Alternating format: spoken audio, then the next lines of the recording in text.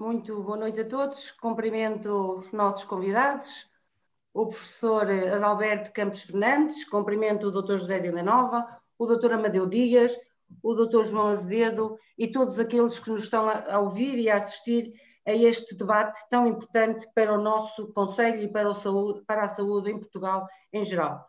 O PS Trofa inicia hoje um ciclo de conferências temáticas em que iniciamos hoje com o tema da saúde, em que o grande chavão é a Trofa merece mais saúde, com o tema Pandemia, que desafios.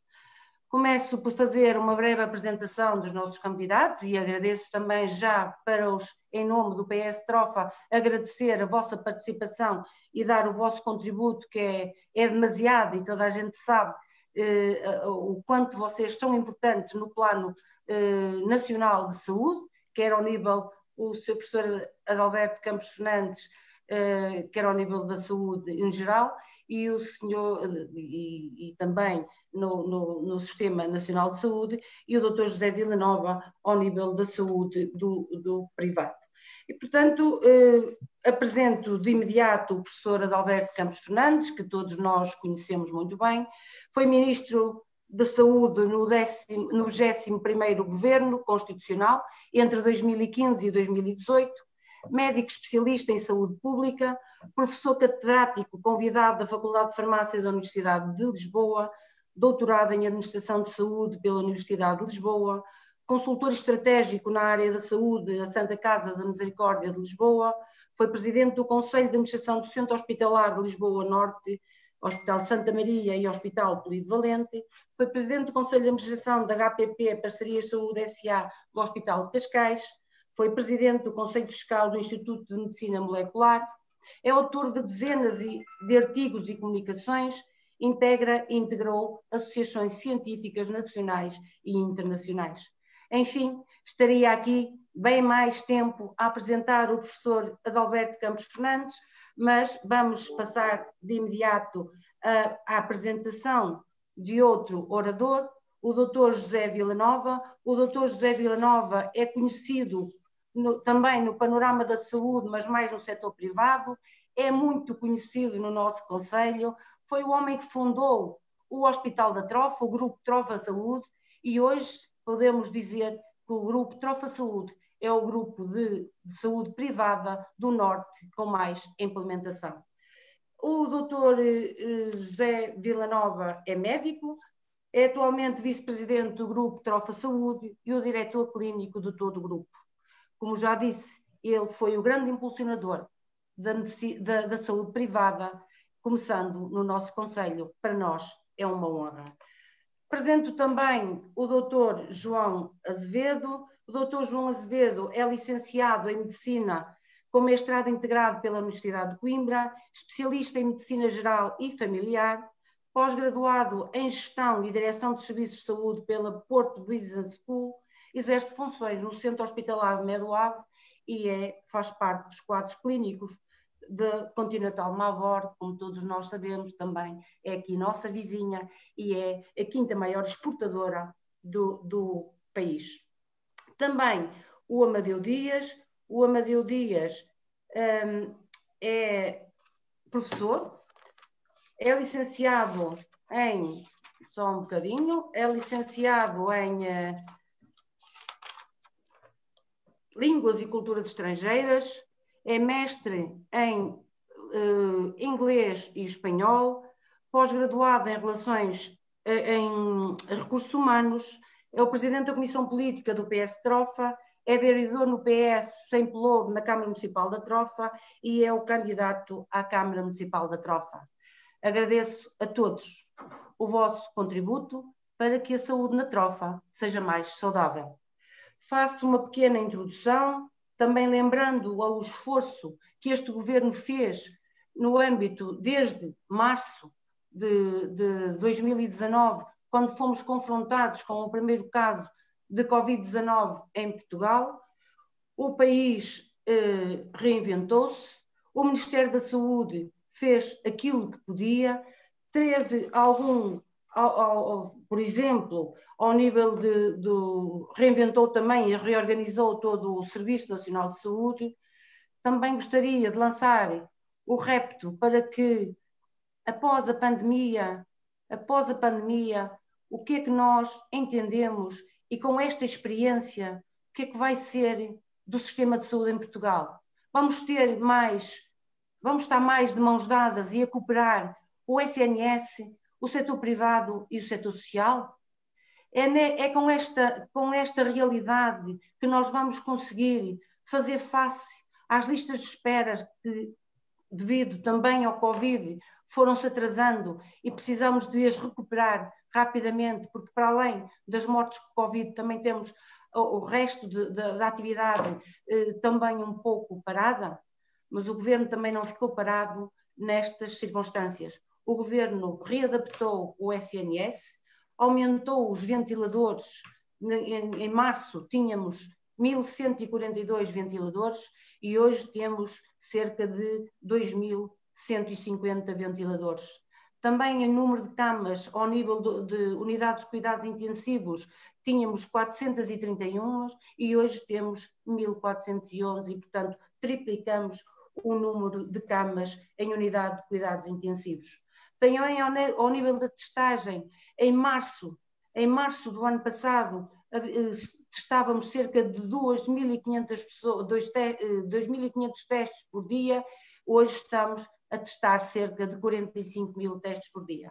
Portanto, também nós nos fomos adaptando, fomos criando as condições para que hoje, infelizmente, e fomos confrontados também com a variante britânica e que acelerou também esta pandemia, a transmissibilidade foi de tal forma que atingimos níveis de infectados e números de óbitos que o ano passado não imaginávamos atingir, mas mesmo assim fomos continuando a fazer o trabalho ao nível nacional, ao nível do Ministério da Saúde, em que fizemos, o Governo criou também ao nível dos recursos humanos, houve um aumento muito significativo ao nível dos profissionais de saúde.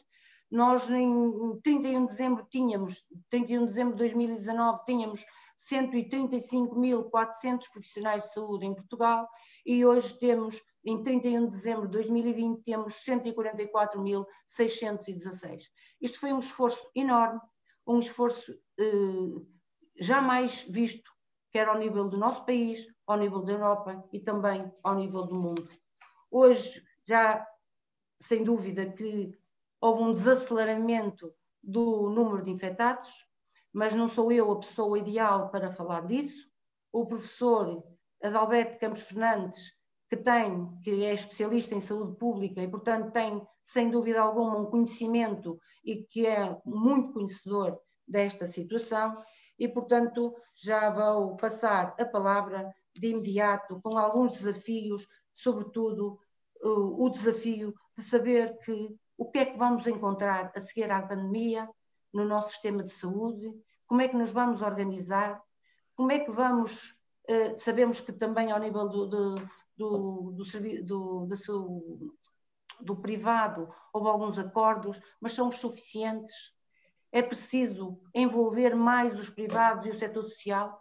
É preciso estarmos todos no final desta pandemia? Esperemos que agora com a vacinação, que apesar de não estar a correr tudo bem, mas a grande falha na vacinação é termos poucas vacinas,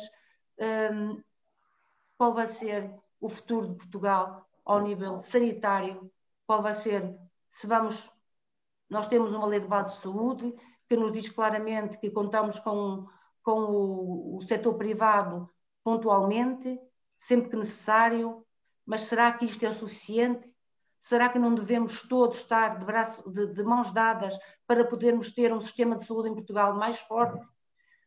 Estas são as minhas dúvidas, as minhas perguntas e passo a palavra de imediato a quem mais uma vez cumprimento, ao professor Adalberto Campos Fernandes e agradeço muito, mas muito, em nome do PS, em nome dos trofenses, a sua participação, que sem dúvida alguma vai ser fundamental para ficarmos ainda mais esclarecidos com o que está a passar e com o que vamos ter pela frente.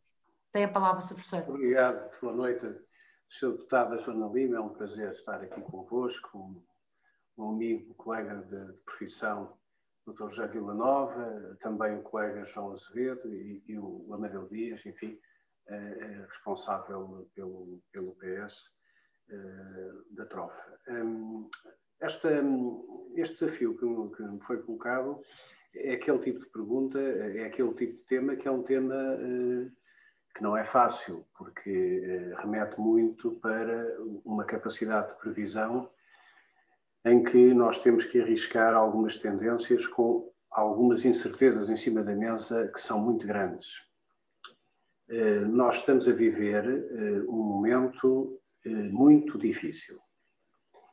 E, aliás, hoje, a conjugação de dois discursos do Primeiro-Ministro e do Presidente da República, que eu creio que terão sido, talvez, nestes 10, 11 meses, os discursos de ambos que mais se aproximaram da realidade, sinalizam esses riscos que temos pela frente.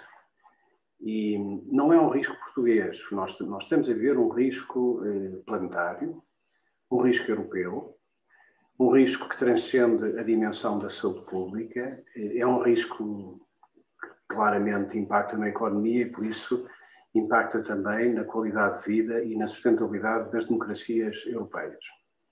Ora bem, deixem-me nestes 10, 15 minutos que me concederam fazer convosco algum exercício de reflexão sobre estes últimos meses.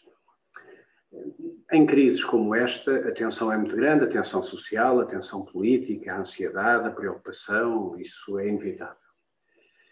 Nós, ao longo destes meses, já experienciámos um pouco de tudo. Já passámos um pouco por tudo em termos de dificuldades. Mas recordam-se que no final do ano passado, e este talvez tenha sido um pecado europeu, a Europa foi excessivamente voluntarista na abordagem da questão vacina. Percebe-se isso porque os políticos, todos os políticos vivem uma enorme ansiedade que é sossegar os cidadãos, procurar encontrar soluções para os problemas dos cidadãos. Mas eu falo com a vontade de, em setembro, ter dado uma entrevista à Rádio Renascença, onde disse que não acreditava que, não tanto a questão da eficácia, mas que a rapidez do processo fosse aquela que a própria Europa estava a interiorizar e a assumir que seria. Houve truísmo, houve voluntarismo. Por um lado, a Comissão confiou que um acordo centralizado, que é uma boa ideia, poderia agilizar o processo, e a indústria também foi voluntarista, porque assumiu compromissos que, em boa verdade, seria difícil de assumir. Não havia memória, não há precedentes em todo o mundo de uma operação desta envergadura em termos industriais, e era óbvio que os riscos contingenciais das rupturas eram evidentes. Hoje o Primeiro-Ministro disse há pouco no discurso que nós iremos ter até ao final de março praticamente menos de metade das vacinas que tinham sido contratualizadas no plano europeu. Este é, para mim, o primeiro dos grandes problemas que temos pela frente. O segundo problema é o que a Sra. Deputada referiu relativamente às variantes. Também aqui, as variantes não foram suficientemente valorizadas pelos diferentes países no plano político. E eu digo, compreende-se, o que faz a essência da política é procurar trazer boas notícias e resolver o problema das pessoas. Ora, as variantes são verdadeiramente um problema. Nós ainda não estamos a discutir os problemas de eficácia das vacinas, mas lá chegaremos. Este vírus funciona, ou está-se a comportar, como um verdadeiro algoritmo de inteligência artificial. Naturalmente que os vírus não têm personalidade própria, não têm existência sequer, do ponto de vista biológico, têm, digamos, uma dimensão fragmentar, mas são verdadeiramente algoritmos de código genético que o que faz, e este está a fazer com uma velocidade impressionante, é à medida que vai tendo espaço e caminho para interagir com os humanos, vai aprendendo e retirando dos humanos toda a capacidade de resistência que eles oferecem, e, portanto, vai se transformando. Estas duas notas devem-nos fazer olhar o futuro com alguma prudência. Este não é um problema nem unilateral, nem do setor público, nem do setor privado, nem de Portugal, nem de Espanha. Naturalmente que há países que em cada momento fazem melhor do que outros. Há riscos que podem ser melhor controlados. Mas nós temos que nos preparar para um período muito prolongado de dificuldades. Para sairmos um pouco do presente, eu defendi, aliás, vocês com certeza terão uma ou outra oportunidade de ter visto o que eu disse e o que eu escrevi, eu defendi, até usei a expressão travar às 4 rodas. Era fundamental travar às 4 rodas, era fundamental fechar as escolas, era fundamental fazer um confinamento agressivo como aquele que foi feito, e nós estamos a ter agora os resultados desse mesmo confinamento. O problema que agora se coloca não é ter feito o confinamento, é nós não podemos nos enganar no nosso quarto de desconfinamento. E isso é um exercício coletivo que envolve a ciência, envolve a saúde pública e envolve os decisores políticos. Nós não temos margem nenhuma para nos enganarmos neste desconfinamento e chegarmos a uma quarta vaga que seria devastadora e dramática para o país. Então, como diz o povo, quem vai para o mar, avia sem terra. Aspectos que são importantes e que a senhora deputada já referiu. Desde o primeiro minuto que eu e muitos outros temos defendido a ideia de que o país se deve unir num desígnio estratégico e que, no caso da saúde, é fundamental que algumas barreiras que existam naturalmente por linhas de pensamento que são diferentes, as pessoas têm a sua própria visão da sociedade, que haja uma estratégia de unidade e de ação conjunta. E que sejam resolvidas algumas questões que têm a ver com as relações de fronteira entre público, social e privado, mas não passa pela cabeça de ninguém imaginar o que seria a resposta social e de saúde em Portugal sem o apoio do setor social, mesmo em situação não Covid. O setor social é determinante na resposta e no apoio às populações, mesmo em situação normal, fora da pandemia. Agora ainda o está a ser mais, e naturalmente que o setor privado tem que ser chamado a este esforço, e está a sê-lo, e eu acredito que ainda haverá margem para que a entreajuda se possa fazer com mais força. Como dizia também a senhora deputada, nós temos outra pandemia que está a correr paralela à pandemia da Covid-19, que é a pandemia das pessoas que estão a morrer por falta de assistência e das pessoas que estão a ver a sua doença a ser agravada por falta de diagnóstico atempado e de terapêutica. Estas coisas têm que ser refletidas serenamente por nós todos. Nós todos temos responsabilidade em tudo, sobretudo aqueles que têm naturalmente capacidade de decisão ou sobretudo a capacidade de influenciar através da palavra. O João Azevedo trabalha no hospital, sabe do que é que eu estou a falar. Nós estamos a atrasar o diagnóstico de alguns cancros, estamos a atrasar o tratamento de alguns cancros, e nessa medida era importante e será importante que tenhamos um plano rápido de contenção de danos, mobilizando todos os recursos públicos onde eles estejam menos pressionados pela Covid. E há hospitais que podem, de facto, o São João tem sido um extraordinário exemplo. Eu tenho dito muitas vezes que se todo o país estivesse funcionado e organizado como fez o São João, nós estaríamos hoje bem melhor.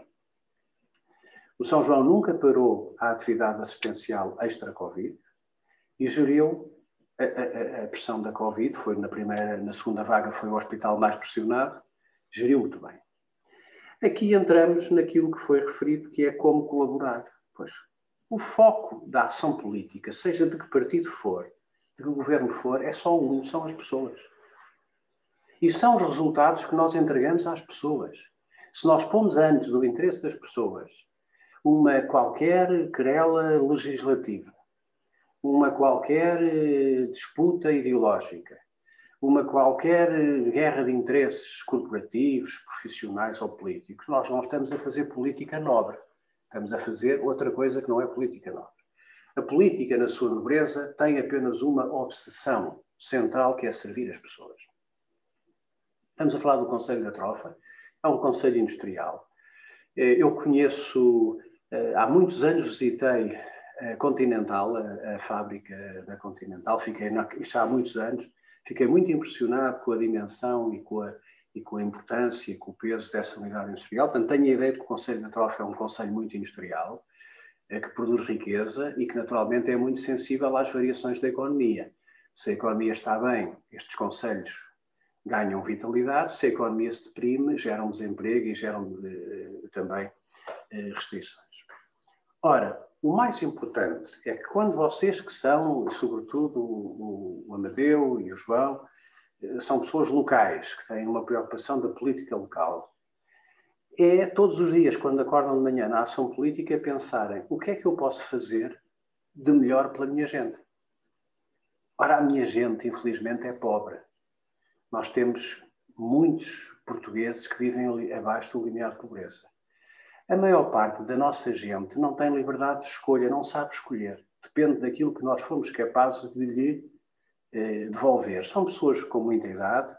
Quando eu disse, e outros, logo a seguir ao Natal, que era preciso pôr um travão às 4 rodas, uma das coisas que eu discutia nos meus grupos, nomeadamente na Universidade Nova, com os meus colegas da saúde pública, é a verdadeira bomba relógio de Portugal não é tanto o ser um país com algumas dificuldades de resposta nos recursos, é ser o país mais velho da Europa. E, portanto, se nós deixamos que a pandemia se generalize, se descontrole em Portugal, os efeitos em Portugal podem superar os efeitos da Itália no princípio da Lombardia. E nós, em janeiro, estivemos ali, numa fase muito, muito periclitante. Dito isto, focar nas pessoas. Em termos de saúde, reabilitar as respostas que estão atrasadas. Se for necessário estabelecer acordos, cooperação, solidariedade, entreajuda, ao Estado cumpre apenas e só garantir o interesse público nas melhores condições de transparência, de equidade e de respeito pelo bem público. E nesse sentido, a Sra. Deputada falou várias vezes neste ponto, a entreajuda é isso. As pessoas que moram no Conselho da Trofa e que têm um problema de saúde não querem saber, não têm nenhum rótulo, não têm nenhum preconceito e, portanto, o que querem é o seu problema resolvido. Esse é um apelo que eu deixo e que também vos incentivo a que localmente possam lutar por ele. Eu creio que o Hospital da Trofa, que está a colaborar neste momento com um conjunto de camas com o Serviço Nacional de Saúde, como viram, não foi preciso requisição civil para nada. Eu acho que nós às vezes metemos gasolina em cima da fogueira apenas e só para criar algum ruído e algum chão de baile. É um disparate pegado, com o devido respeito por todos. Sempre achei um disparate esta questão da requisição civil. Quer dizer, a última coisa que nós precisaríamos numa questão de sofrimento nacional é estar a abrir feridas e estar a abrir confrontos entre as pessoas. Isso não fez nenhum sentido. E eu até disse no Expresso da Meia-Noite, na semana passada, na sexta-feira, com algum sentido de ironia, que nós passámos da requisição civil para os alemães no Hospital da Luz. E, portanto, isto prova que o bom senso às vezes chega tarde à política, mas quando chega faz falta e é bom. Os médicos alemães estão no Hospital da Luz, os doentes que estão a ser tratados, penso que são a maior parte deles originários do Amadora Sintra, e é este espírito de mobilizar a sociedade num país que é pobre, não tem muitos recursos, tem muita gente que está em carência, que precisa ser ajudada, e isto tudo se resolve concluindo. Nós não desconfiaríamos tanto uns dos outros, porque nós somos uma sociedade estruturalmente desconfiada. Nós achamos que o que o outro tem, não tem por mérito dele próprio, porque fez alguma malandrice. É um bocadinho isso. A conversa de café é essa. Mas digo eu, se nós, e o Partido Socialista tem obrigações especiais nesse domínio, porque é um partido republicano, se nós tivermos uma boa impregnação da sociedade, da ética social, da ética individual, da ética comportamental, o Dr. José Vilanova pode ser um investidor privado, um empresário que trabalha na saúde. Quando se relaciona com o Estado, ele sabe como se tem que relacionar com o Estado. E o Estado, quando se relaciona com ele, sabe como é que se tem que relacionar com ele. Portanto, a partir do princípio que as relações de confiança existem, que as pessoas não andam meio mundo a tentar enganar o outra metade do mundo, que as pessoas são, à partida, estão todas orientadas pelo bem comum e, portanto, a solidariedade, a entreajuda vai ser muito importante nos desafios que aí vêm. Para concluir, a minha maior preocupação é a linha A. Nós não temos, infelizmente, a situação da Covid, não estamos a ver ainda a luz ao fundo do túnel. É preciso dizer isto às pessoas. Quer dizer, talvez para mim seja mais fácil, porque agora não estou em funções oficiais. Eu posso dizer isto, é mais difícil para um político que está com funções ativas. É preciso dizer às pessoas, aos portugueses, que nós não estamos a ver a luz ao fundo do túnel. E que este sacrifício que está a ser pedido à economia, às escolas, é um preço que estamos a pagar para um bem maior, que é o bem de evitar que mais pessoas morram prematuramente. Depois, a segunda derivada, que é a pandemia do não-Covid. Os milhares e milhares de doentes que estão carenciados. Essas pessoas já podiam estar a ser atendidas. Quer dizer, essas pessoas já podiam estar, se o São João pode fazer, faz não-Covid, se há necessidade de hospitais como a Trofa e outros poderem ajudar também, com certeza, através de protocolos transparentes e claros, definindo bem prioridades, o mais importante é cuidar das pessoas e evitar que elas fiquem em sofrimento injustificado e não merecido sofrimento. De modo que eram estas reflexões que eu vos queria deixar em relação aos desafios da pandemia Covid-19. Eu acho que, infelizmente, por muito que isso possa custar a todos nós muito, nesta matéria da Covid, da evolução, do problema de vacinação, temos que ser muito frios, muito cerebrais e devemos cair na tentação que é deitar foguetes antes da festa. Está muito longe, a festa está terminada, nós estamos a lidar com algo e eu sei do que falo, eu integro grupos de trabalho da Organização Mundial de Saúde, sei as conversas que vamos tendo, que vamos ouvindo. Há muitos, eu diria mesmo que nós nunca vimos um processo transmissível como aquele que estamos a testemunhar hoje no mundo.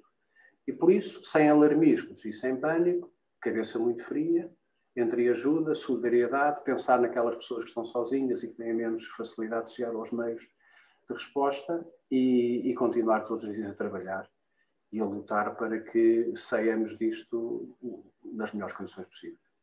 Ficaria por aqui. Muito obrigado. Fico à vossa disposição depois, se entenderem. Obrigada, professora Adalberto Campos Fernandes. Ainda bem que fez a referência ao Centro Hospitalar Universitário de São João, com o Dr. Fernando Araújo como Presidente do Conselho de Administração. É uma honra para nós termos aquela pessoa tão competente à frente de um grande hospital, e com os resultados que está a ter. Para nós, aliás, quando preparávamos este debate, tivemos essa discussão, falamos sobre isso, eu, o Amadeu Dias, o Dr. João Azevedo, e, portanto, realçamos o facto de o Hospital de São João e todo o centro hospitalar ter uma boa prestação e ter resultados que a nós nos agradam muito e ficamos muito satisfeitos por isso. Também quando diz, doutor, que nós estamos a ver a luz ao fundo do túnel, eu vou já deixar uma questão para quando responder depois às pessoas que lhe vão fazer um conjunto de questões também, dizer-lhe o seguinte: não estamos a ver a luz ao fundo do túnel porque acha que as vacinas vão ser escassas e a indústria farmacêutica não vai dar resposta. Estávamos a contar com 4 milhões, como o doutor já disse, até neste primeiro trimestre, e vamos ter só cerca de 2 milhões de vacinas. Não estamos a ver esta luz ao fundo do túnel porque não vamos ter as vacinas suficientes ou porque há outros fatores que podem influenciar, como por exemplo as outras variantes, a variante sul-africana, a variante brasileira, será que podem ter um impacto semelhante à variante britânica, que foi tão nefasta para a pandemia? Se me permitir, respondo rapidamente para deixar depois o Dr. Guilherme fazer a apresentação que eu quero. Nós tantas vezes ouvimos dizer, e bem, que em situações de crise nós nos devemos preparar sempre para o pior, desejando que aconteça o melhor. E é um erro fazer o contrário. O que é que nós temos em cima da mesa? Se eu tivesse que fazer um paper, se eu fosse o Dr. Fauci, num país qualquer da Europa, e se tivesse que fazer um papel de recomendação política assinado e subscrito, eu escreveria o seguinte: nós não podemos menorizar, e não estou a dizê-lo agora, estou a dizê-lo desde sempre que o digo, nós não podemos menorizar os riscos contingenciais de uma produção em grande escala de um bem que depende de uma multiplicidade de componentes e de intervenientes no processo, não só da sua gênese, mas também da fabricação e da distribuição. Portanto, é verdade. Segundo ponto, ainda nos riscos contingenciais, nós não podemos dar como adquirido que a eficácia global de todas as vacinas vai ser toda aquela que os ensaios demonstraram. Isso não acontece com nenhum medicamento. E o Dr. José Villanova e o Dr. João Azevedo sabem o que é que eu estou a falar. Uma coisa são os ensaios, outra coisa é a aplicação em condições reais de base populacional. E, finalmente, e a Sra. Deputada disse muito bem, nós não podemos ignorar os riscos que advêm da multiplicidade de variantes. Eu faço notar que, ao dia de hoje, o vírus já desenvolveu mais de 4.000 variantes. E, portanto, isto significa que, no jogo das probabilidades, mesmo que apenas 1% não seja muito agradável, esse 1% existe.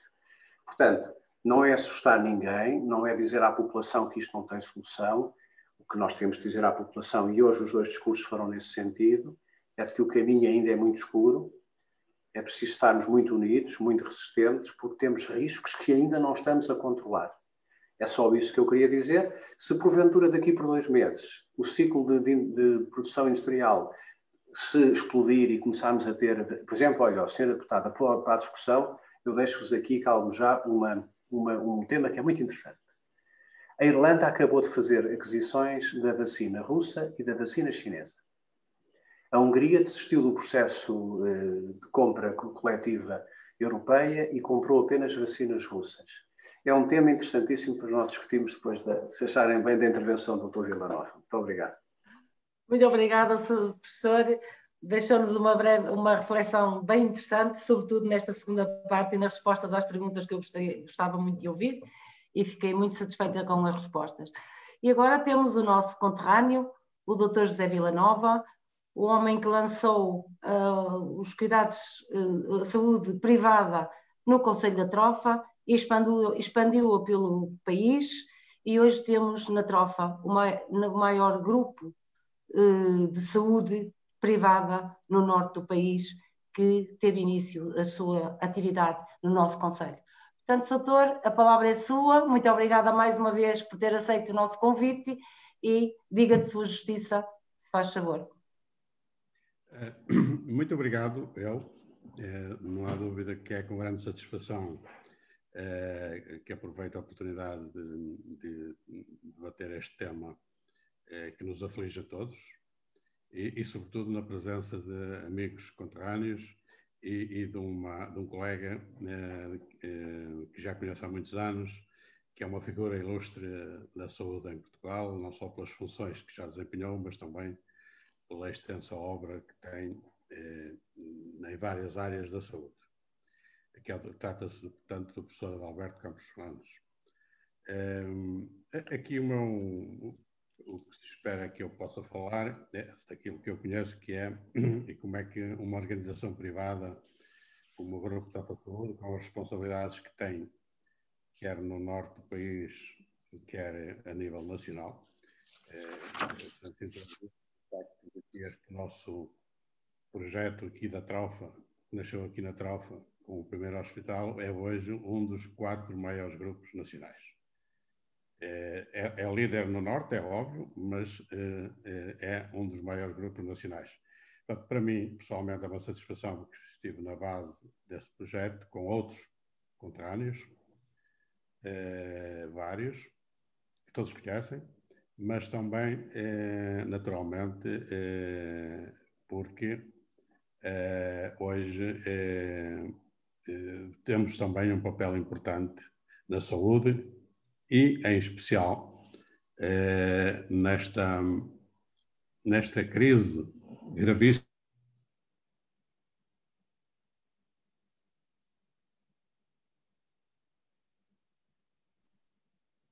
Ficamos sem som?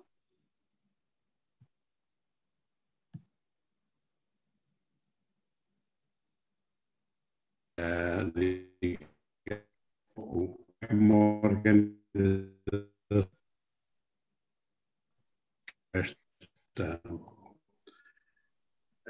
por esta e naturalmente. O doutor Villanova está com pouca rede, é isso que está a passar?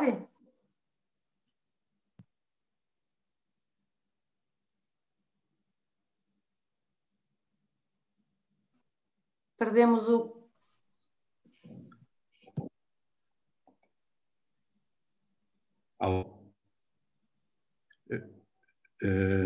Eu deixei de ouvir temporariamente, julgo que a ligação que se interrompeu, mas já estou em linha outra vez. Agora estamos a ouvir, doutor, agora estamos a ouvir, pode continuar. Ok.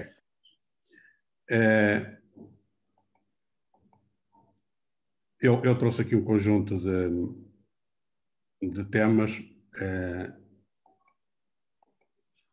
sobre,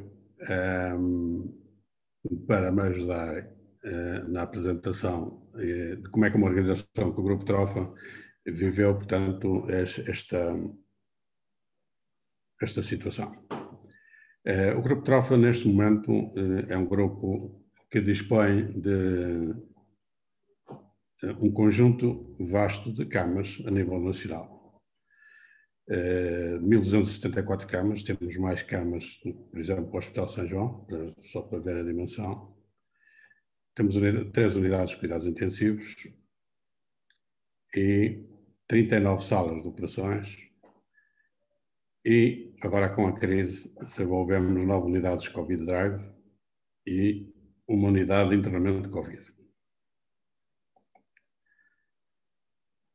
Esta pandemia teve várias fases. Eu fui buscar alguns dados da Organização Mundial de Saúde e podemos ver, em março foi o primeiro surto, depois temos uma segunda vaga em outubro, novembro, e finalmente estamos a viver a terceira vaga que começou agora a descer. E estas vagas acompanham-se de elevada mortalidade. A data em que eu tirei isto, já estávamos quase a chegar aos 14.000, neste momento já ultrapassamos os 14.000 mortes por Covid-19. Doutor, desculpe interrompê-lo, não quer partilhar a tela? Não queria... Eu penso que estaria a partilhar a tela, mas... Não estamos a ver, hein? Ora faço novamente. Se calhar... bom, se calhar como a linha foi abaixo, deixei de poder compartilhar. Okay. Pois, possivelmente. Agora já estão a ver, com certeza, não? Já estamos, doutor. Isso mesmo. Eu vou pôr em ecrã maior.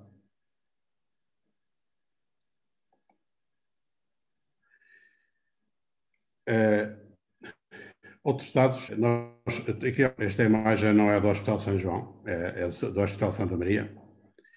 São dados que entraram para as nossas casas dentro. De facto, esta terceira vaga foi muito forte. E foi forte a nível, mesmo a nível mundial. Tenho aqui uma notícia que refere que esta terceira vaga do Covid-19 é das mais violentas de todo o mundo desde o início da pandemia. Nós, na primeira vaga, fomos exemplares na forma como ultrapassámos essa fase, mas nesta terceira vaga nós fomos um exemplo, de facto, de uma violência extrema. É evidente que se escuta aqui se a influência das novas variantes, que também contribuiu para isto.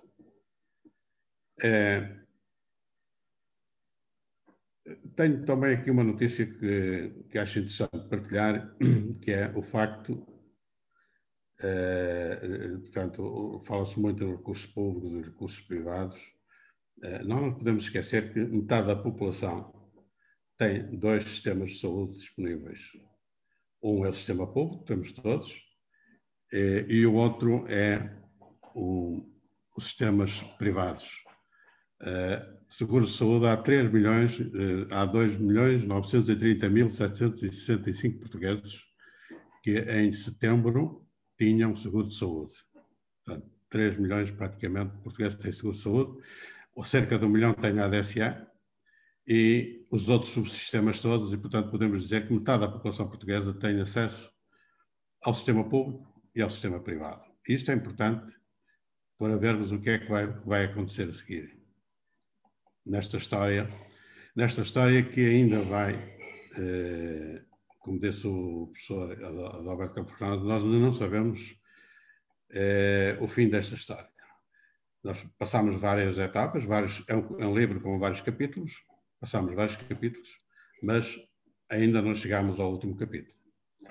E, portanto, um setor como o nosso, um grupo privado como o nosso, queríamos mostrar um exemplo do impacto que isto teve dentro de uma organização privada. A nossa faturação, este é o gráfico azul, a faturação em 2019 comparando com 2020. E vejam a queda no mês de abril, março, abril e maio, nós temos uma queda de 75%. Praticamente, mesmo sendo uma crise sanitária, portanto, teoricamente, até deveria haver maior procura, maior afluência aos hospitais, mas de facto não foi isso que se verificou. Isso aconteceu no setor privado, também sei que aconteceu no setor público. As pessoas ficaram em casa e a confluência e uma redução, portanto, da frequência das unidades de saúde. Por exemplo, a nível de consultas, perdemos cerca de 29%. Nas urgências, perdemos uma redução do serviço de urgência na ordem dos 60% e ainda não conseguimos recuperar. Nós estamos longe da metade. Já nos internamentos, foi uma exceção. Portanto, houve um declínio não tão acentuado e há uma recuperação em nível superior àquilo que tínhamos antes da pandemia. Portanto, nós temos mais 20% de internamentos nas nossas unidades de saúde. Portanto, há aqui uma mudança do perfil dos utilizadores do sistema de saúde privado.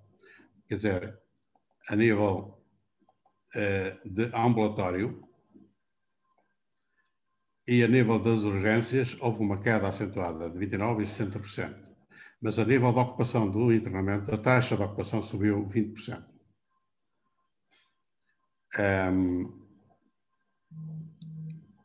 Esta situação nova levantou questões à nossa organização e a todas as organizações. Todos tivemos que fazer o nosso plano de contingência, fomos atualizando ao longo da pandemia. E essas questões têm a ver com vários tipos de questões relacionadas com os profissionais de saúde, com os médicos, os enfermeiros, com os técnicos, questões relacionadas com os nossos clientes, com os doentes, como controlar os surtos e a disseminação, como reorganizar a estrutura hospitalar em função da realidade que existia e depois como apoiar o Serviço Nacional de Saúde no combate à crise sanitária. E aí, para estas questões, nós procuramos encontrar diversos tipos de soluções. Os profissionais de saúde, de facto, a primeira reação foi de grande receio e depois seguiu-se um período de adaptação, de receio, como todas as pessoas, não é? Receio, o período de adaptação e de gestão de prioridades. Passou-se a seguir uma fase já de entrega. Depois e agora, em alguns setores, há enorme cansaço. E, globalmente, temos a sensação de que há escassez de recursos humanos na saúde, quer no setor público, quer no setor privado. Há falta de médicos, há falta de enfermeiros e falta de técnicos, fundamentalmente. No nosso caso, isto levou-nos à concentração numa unidade nova que tínhamos adquirido há cerca de um ano, que é o que toda a gente conhece, o Hospital Senhor do Bonfim, que até se denominámos Hospital Central. E aí, nesse hospital, com grande dimensão, de facto, conseguimos juntar todos os serviços possíveis, portanto, cuidados intensivos, imagiologia, urgências, com exceção, na primeira fase, com exceção dos doentes Covid.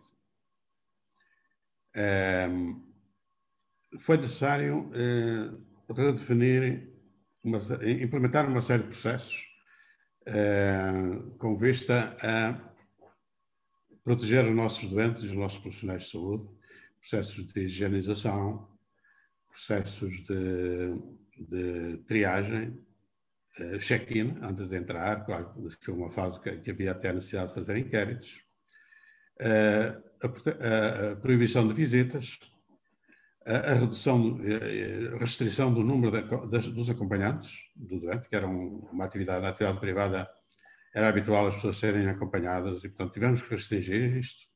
A criação de circuitos respiratórios e não respiratórios, novos circuitos para garantir mais a segurança dos nossos pacientes e do nosso pessoal.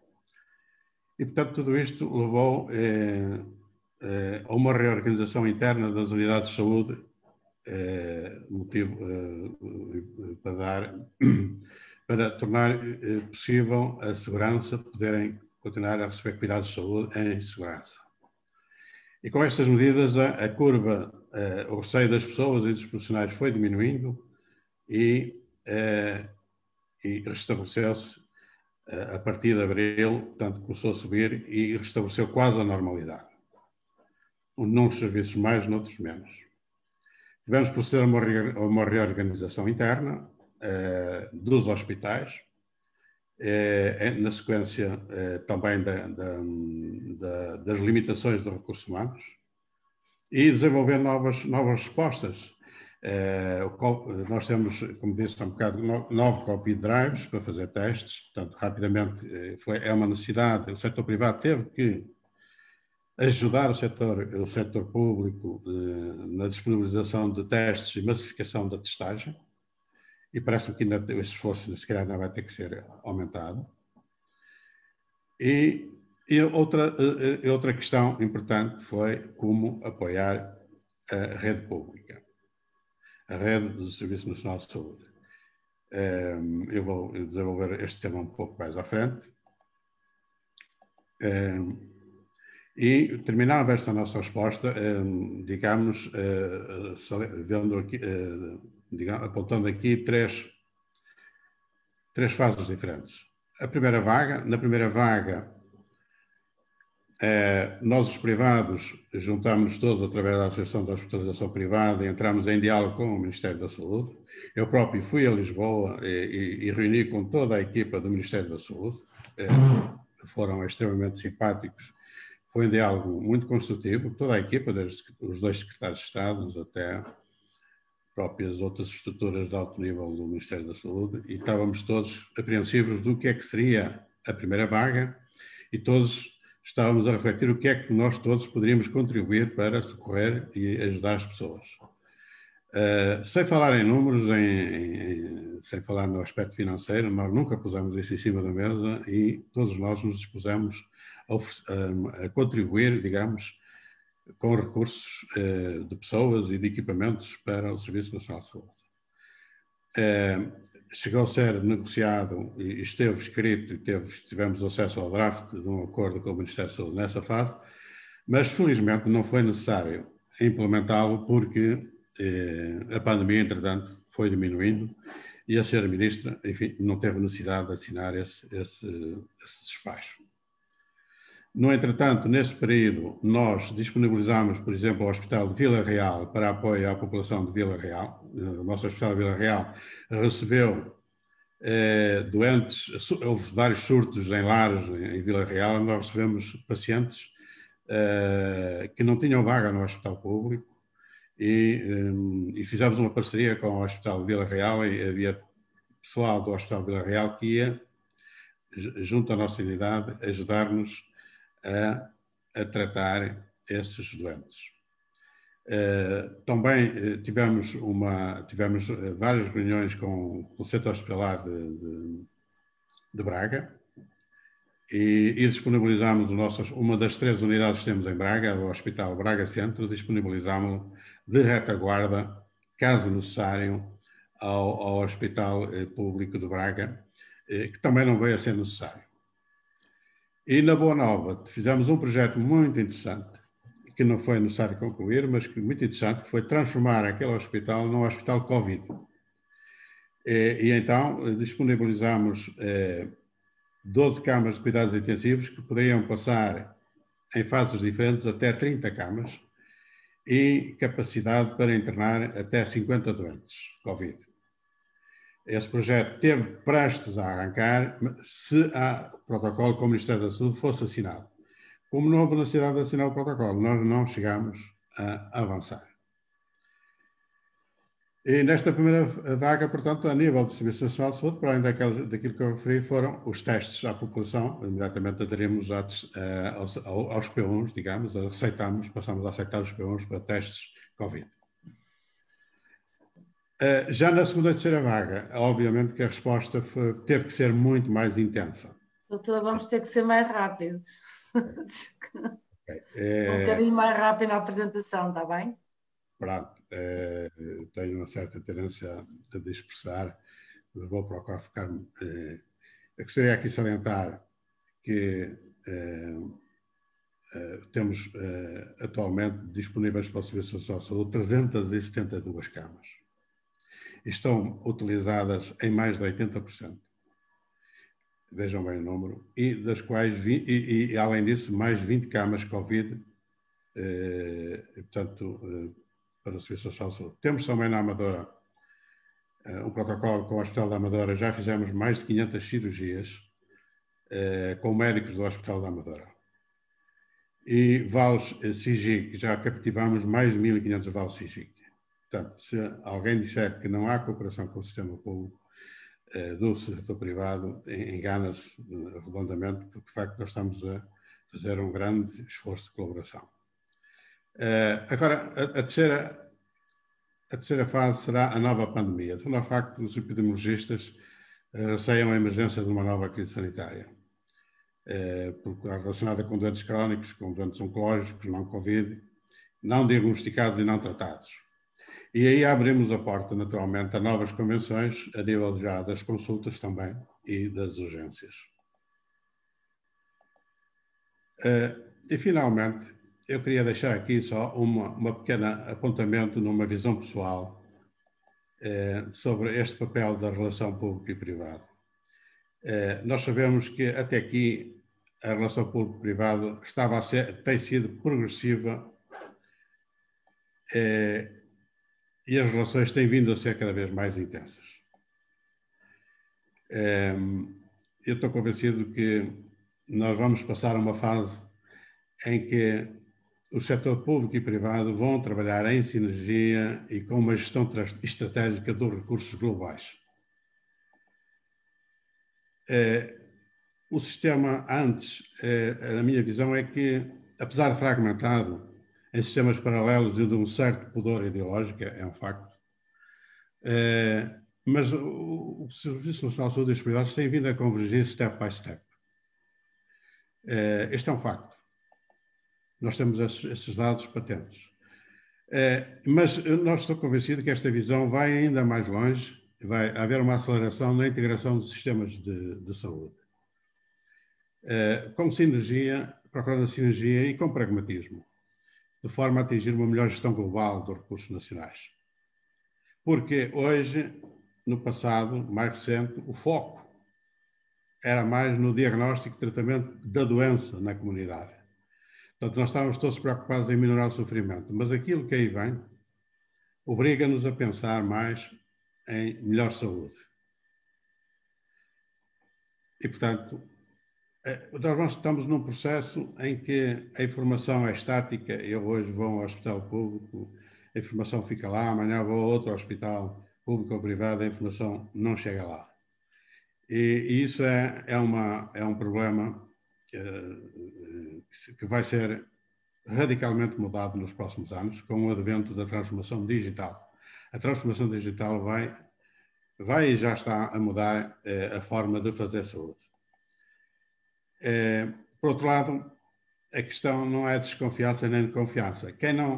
Os sistemas, quer sociais, quer públicos, quer privados, ou são confiáveis ou não são confiáveis. Ninguém confia a sua saúde numa organização, que seja ela pública ou privada, que não confie. E para nós merecermos a confiança dos nossos clientes, dos nossos pacientes, temos que trabalhar continuamente em sistemas de compliance. E, portanto, só aí é que nós merecemos a confiança dos nossos pacientes. Queria terminar, muito obrigado, e naturalmente disponível para, digamos, poder dar também qualquer contributo e responder a qualquer questão. Esta foi uma visão, enfim, do percurso privado, de uma visão de uma organização privada neste contexto. Obrigada, Dr. José Vilanova, foi muito esclarecedor, aliás, veio ao encontro daquilo que eu pensava, que a seguir à pandemia o paradigma tem que ser pensado, não digo se vai ser alterado, mas tem que ser pensado nesta cooperação, nesta articulação entre os três setores, público, privado e social, que só assim conseguimos dar respostas aos nossos utentes e aos portugueses em geral. Agradeço-lhe então mais uma vez e passo de imediato a palavra ao Dr. João Azevedo. O Dr. João Azevedo já foi apresentado, mas tenho que dizer que ele é o coordenador do grupo de saúde no PS-TROF e, portanto, estes debates, esta organização toda, deve-se ao Dr. João Azevedo. Tens a palavra, João, podes iniciar a tua intervenção. Obrigado, boa noite. Cumprimentar antes de mais todos os elementos do painel e todo o auditório. E queria centrar, antes de passar diretamente à área que me compete dos cuidados de saúde primários, eu gostava de dar algumas notas e fazer algumas considerações que merecem uma reflexão mais profunda que a gestão da pandemia propriamente dita. O primeiro ponto prende-se com o subfinanciamento crónico do Serviço Nacional de Saúde, que me parece ser um tema consensual. Se analisarmos o que tem sido a despesa total do Serviço Nacional de Saúde e as transferências do Orçamento de Estado para a área da saúde, verificamos um saldo negativo que ronda sempre os 1.000 milhões de euros. Entre 2010 e 2015 assistimos a um desinvestimento médio de 1,8% no Serviço Nacional de Saúde, sendo que entre 2015 e 2020 esta tendência foi revertida e onde se verificou um aumento superior a 25%. Apesar da eficiência do Serviço Nacional de Saúde surgir em 12º lugar do mundo em dados avançados pela Organização Mundial de Saúde, as condições de trabalho e a remuneração dos profissionais têm levado a que muitos se fixem no setor privado ou que procurem melhores condições no estrangeiro. Dados de 2019, por data, demonstram que 41% dos médicos trabalham em exclusivo no setor privado da saúde. Relembrar que Portugal é o terceiro país da Europa que forma mais médicos por 100 mil habitantes, apenas ultrapassado pela Áustria e pela Grécia. E aqui o Ministério da Saúde e a CSS, a Administração Central de Serviços de Saúde, que apesar de ser um instituto com autonomia financeira e administrativa, executa orientações do Ministério e não estão aqui isentos de responsabilidades. Desde 2015 que se tem vindo a criar médicos indiferenciados, em resultado do número de clausos em medicina a exceder em larga escala o número de vagas para especialização. Esta é uma situação que já não se verificava há muitos anos em Portugal e que veio diminuir a qualidade do serviço prestado à população. Resta a estes médicos indiferenciados poderem trabalhar em serviços de urgência em regime de prestação de serviço. Ora, esta é uma questão que deveria estar na ordem do dia, o facto do Serviço Nacional de Saúde apresentar a grande maioria dos seus serviços de saúde, serviços de urgência, dependentes de trabalhadores sem vínculo com o Estado. Felizmente, a Ordem dos Médicos tem vindo a tomar medidas no sentido de se criar a especialidade de medicina de urgência e emergência. Eu gostaria de ouvir um comentário do professor Adalberto Fernandes, se possível, sobre estas matérias. Sobre os cuidados de saúde primários, dizer que a exigência tem sido crescente. Se imaginarmos que o médico de família tem uma lista de 1.750 a 2.000 utentes e que se a isto lhe somarmos toda a burocracia associada e agora o seguimento dos doentes Covid-19, facilmente percebemos a enorme pressão a que os cuidados de saúde primários estão sujeitos. Dizer também que é necessária uma revisão dos sistemas de informação nos cuidados de saúde primários. O médico de família geral e familiar está dependente de múltiplas plataformas, o S-Clínico para o registro clínico, a PEM para o portal de prescrição, o CIMA para os rastreios, o Alert para a referenciação aos cuidados hospitalares, o GestaCare para a referenciação à Rede Nacional de Cuidados Continuados e agora o Trace Covid. Por fim, há que repensar que modelo organizativo dos cuidados de saúde primários é mais eficiente. Após mais de uma década da implementação da atual organização, que assenta em 2 modelos distintos, o LS versus ACES, ainda não foi possível convergir numa única estratégia nacional. Não queria concluir esta minha intervenção sem antes dizer que uma das medidas mais relevantes tomadas na história do Serviço Nacional de Saúde remonta ao mandato do professor Adalberto Fernandes, como Ministro da Saúde, que em 2016 consagrou o direito de livre acesso e circulação de utentes no Serviço Nacional de Saúde, privilegiando a liberdade de escolha e que ditou o fim das restrições geográfico-administrativas no acesso aos cuidados hospitalares. E com isto termino. Muito obrigada, Dr. João Azevedo, já que referenciaste essa medida no tempo do Sr. Ministro, de então, professor Adalberto Campos Fernandes. Também quero aqui deixar a referência que temos um centro de saúde na Trofa a construir-se, quase pronto. Infelizmente ainda não está pronto, e também foi lançado no tempo em que o Sr. professor Adalberto Campos Fernandes era o Ministro da Saúde em Portugal. Portanto, tem boas razões para estar em debate connosco, tem boas razões para vir à Trofa sempre que queira, porque vai ficar sempre ligado à Trofa também, se não for mais nada, através desta obra que lançou, tão importante para os nossos trofenses. E agora, sem demoras, porque o tempo já vai adiantado, eu passo a palavra ao Dr. Amadeu Dias, nosso candidato à Câmara Municipal da Trofa do Partido Socialista, e gostaria que ele nos desse um panorama de quais foram as respostas que o nosso Conselho teve no combate ao Covid, para além das respostas nacionais. Houve algum acréscimo? Houve respostas para os trofenses neste período tão difícil de pandemia? Tens a palavra, Amadeu. Bem, boa noite a todos. Em primeiro lugar, permitam-me saudar e desejar uma boa noite a todos aqueles que nos acompanham em casa, em particular aos trofenses. Cumprimentar, obviamente, e agradecer aos elementos que abrilhantam este debate, que marca o início de uma nova era de fazermos política na Trofa. Este é o início é o primeiro ciclo de conferências do PS Trofa e mais concretamente da candidatura à Câmara Municipal da Trofa, que eu encabeçarei, mas que será um sinal claro que estamos a dar aos trofenses de uma forma de fazer política em proximidade, de procurarmos as suas sugestões, de procurarmos que eles participem e sintam que o PS Trofa está perto da população, porque tal como o professor Adalberto Campos Fernandes há pouco deixava o desafio, como é que um autarca deve gerir, como é que o autarca pode fazer o melhor pela sua população. Isto só se faz em rede, e a rede faz em proximidade. E é isto que nós queremos, debater estes desafios.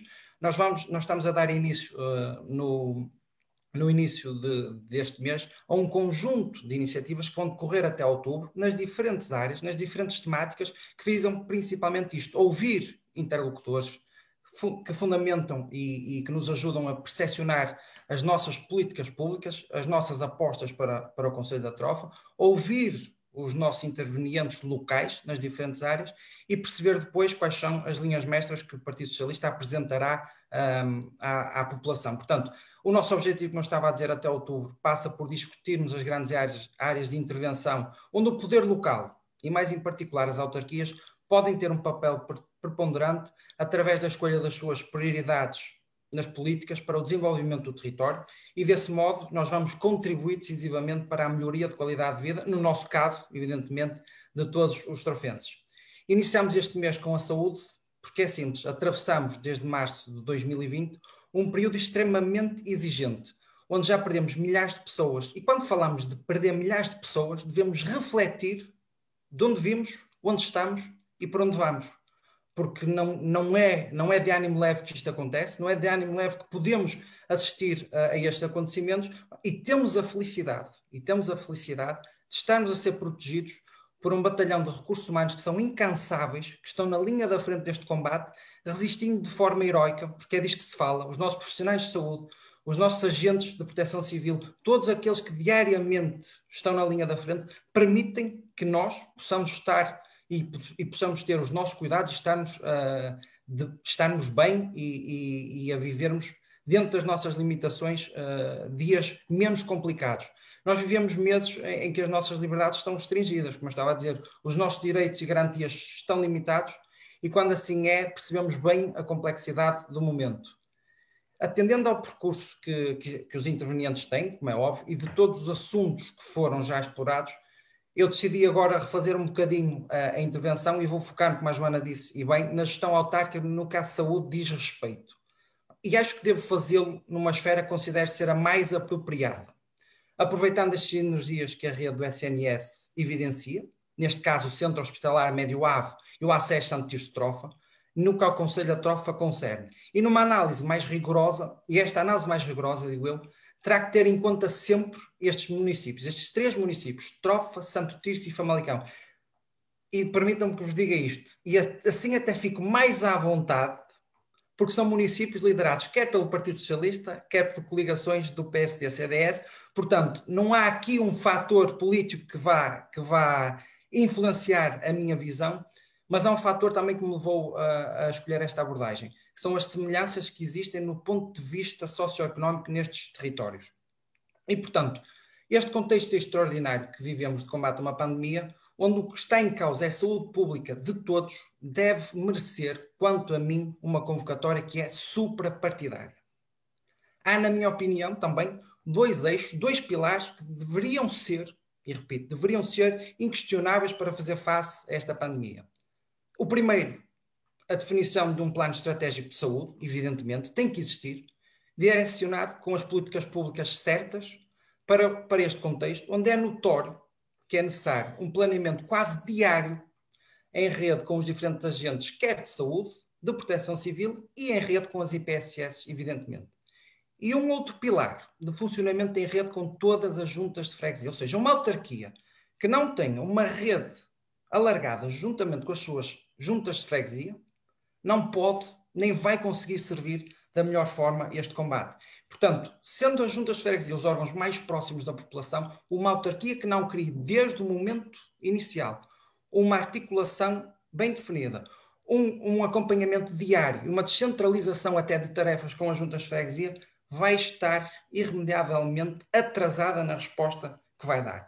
E, portanto, a combinação destes dois eixos é, a meu ver, e na minha opinião, fundamental para ter um melhor planeamento e darmos a resposta aos desafios que são, volto a repetir, e é o meu entendimento do acompanhamento que faço autárquico, são quase diários. Nós estamos sempre com um contratempo novo e, portanto, se isto não for revisto diariamente nesta rede, vamos estar sempre atrasados nas respostas. E analisando, porque isto depois precisa de dados concretos, analisando do ponto de vista da articulação, que eu entendo que deve ser, e isto aqui é importantíssimo, na minha opinião, que eu entendo que deve ser uma prioridade do Partido Socialista quando liderar a autarquia, tem que ver com a relação e a articulação com o Centro Hospitalar Médio Ave e o ACES Santo Tirso de Trofa. E podemos verificar o tipo de apoio, se fizermos uma análise quase há um ano, o tipo de apoio que cada uma destas 3 autarquias prestaram. E com isto percebemos a prioridade que cada uma revelou também no combate à pandemia. Portanto, quando olhamos e vemos que a Câmara Municipal de Famalicão, neste aspecto, construiu um edifício de apoio à urgência do hospital para o combate à Covid-19, um investimento de cerca de 150 mil euros. Meses antes, em articulação com o Conselho de Administração do SEMA, também tinha e como participou em cerca de 170 mil euros a construção da Clínica da Mulher, da Criança e do Adolescente, tendo em vista proporcionar todas as condições para a afirmação pública da excelência dos serviços de saúde prestados na área materno-infantil. O município de Santo Tirso, por seu lado, também contribuiu em cerca de 250 mil euros, salvo erro, numa intervenção para melhorar e reorganizar as entradas do hospital em Santo Tirso. Subsidiaram inúmeros pedidos que o Conselho de Administração também foi fazendo. É normal, é uma rede que tem que estar articulada. Tem também como uma boa prática, cederam e adquiriram e depois cederam cerca de 10 camas e garantiram também disponibilidade para ajudar na logística e divisão das tarefas no que a este combate diz respeito. Criaram no início, em meados de março, abril, criaram um hospital de campanha de retaguarda para uma eventual necessidade. E são este tipo de relações, este tipo de relação de proximidade, de articulação, em que eu acredito que podemos ser melhor sucedidos. E são estas as prioridades, como eu estava a dizer, que considero imprescindíveis para termos uma boa rede de cuidados de saúde ao dispor dos trofenses. Porque, ora, vejamos, nós até podemos dizer que a Trofa realmente não tem nenhuma infraestrutura do SMA. Eu admito isso, não temos, é factual. Mas, meus caros, se nós sabemos que este é o hospital de referência do Conselho da Trofa e estamos a afastar das suas decisões, do apoio que temos que dar diariamente, irremediavelmente estamos a afastar-nos do apoio aos trofenses. E é isso que não pode, na minha opinião, como é óbvio, e do Partido Socialista, acontecer. Mas esta articulação de rede, falando agora do acesso Santo Tirso de Trofa, também se fez nessa esfera. O município de Santo Tirso criou desde logo um centro de rastreio. Ou seja, Santo Tirso tinha um centro de rastreio municipal e, juntamente com um pedido do acesso Santo Tirso de Trofa, criou condições físicas para que fosse instalado outro centro de rastreio. E nós sabemos a importância, ainda hoje ouvimos diariamente falar da importância de rapidamente despistarmos quem está positivo de quem não está. E isto só se faz com meios, com infraestruturas. E, portanto, quando nós falhamos a este combate, estamos uma vez mais a falhar à população. Tal como Santo Tirso, e aqui muito bem, a Trofa criou um call center para acompanhamento a pessoas em isolamento profilático. Esta medida, que é simples, no entanto complexa, porque é preciso formar um conjunto de recursos humanos, respondeu afirmativamente e permitiu aliviar o fluxo no ACES. Trata-se de um apoio que alivia os centros de saúde, evidentemente, permite que estes se concentrem em dar resposta aos cuidados de saúde nas suas instalações. E nas últimas 2 semanas, só para terminar o exemplo desta articulação que deve ser feita, nas últimas 2 semanas, e seguindo uma sugestão da RS Norte, o ACES Santo Tirso de Trofa instalou em Santo Tirso, através de um apoio da Câmara Municipal de Santo Tirso, um centro de vacinação para ajudar nesta que possivelmente será a missão salvadora neste contexto de pandemia. Serão as vacinas, acreditamos nós, que nos vão de alguma forma ajudar a sair rapidamente do contexto em que estamos. A Trofa, e no meu entender reforço, muito bem, fez o que tinha a fazer. Criou as suas próprias condições. O problema é que, como soubemos hoje, ainda ao final da tarde, é que o Primeiro-Ministro disse, e bem, nós agora temos um problema. Os autarcas foram, e agradeço a sua generosidade, mas neste momento nós não temos vacinas suficientes para todos os meios que estão disponíveis. O que é que ele alerta? Que haja, evidentemente, esta generosidade e que se continue a encontrar esta resiliação, mas que este processo e esta prioridade seja utilizada quando necessário. Portanto, aqui o que me parece e que ficou evidente neste exemplo que eu dei é que esta complexidade é diária. Há muitos contratempos que torna visível a urgência de um planeamento mais organizado. E isto fica bem claro. E é preponderante, se me permitem dizer isto, investir bem. Investir nas respostas concretas aos desafios da pandemia e deixar de lado, e isto tem que ser claro, o eleitoralismo. Este é o momento em que as decisões que são tomadas, e os municípios que elenquei são bons exemplos disso, fazem a diferença na luta que todos travamos. Portanto, deixemos-nos de propaganda e vamos mais à ação. Mas isto serve para todos os municípios, para o governo, serve para todos os partidos políticos. Este não é o momento de erguer bandeiras. Portanto, o que é que o PS Trofa tem feito? O PS Trofa contribuiu, isso foi notório desde o início da pandemia, não se demitiu em momento algum das suas responsabilidades. Elencamos mais de 30 propostas, desde o início desta pandemia, nomeadamente, e logo em abril, alertando para a necessidade de se criar um centro de rastreio na Trofa. Santo Tirso já tinha 2 e a Trofa ainda não tinha nenhum. Alertámos para se disponibilizarem alojamentos para os profissionais de saúde no Conselho da Trofa e, neste caso, até utilizaríamos a capacidade hoteleira que temos no nosso município. Alertámos para a criação de centros de acolhimento temporário para infectados, que seriam distribuídos pelas freguesias, nomeadamente utilizando quer as escolas ou outros edifícios públicos que estivessem disponíveis, e alertámos também para aquilo que pode ser mais fácil, mais simples, mas que é determinante, para a aquisição e distribuição contínua de equipamentos de proteção individual e para uma ação concertada e continuada de sensibilização para que as pessoas tivessem todos os cuidados. Além disso, as estruturas do Partido Socialista, nomeadamente as mulheres socialistas e a juventude socialista, disponibilizaram-se perante todas as juntas de freguesia para acompanhar a população no que fosse necessário. Desde a ida às compras para as pessoas não saírem de casa, evidentemente, ou simplesmente, e isto nota-se bem o espírito com que estávamos disponíveis para ajudar, para contactar diariamente as pessoas, avaliando as necessidades e reportando à junta de freguesia, porque os recursos humanos não são ilimitados para estarmos a conseguir responder a todos.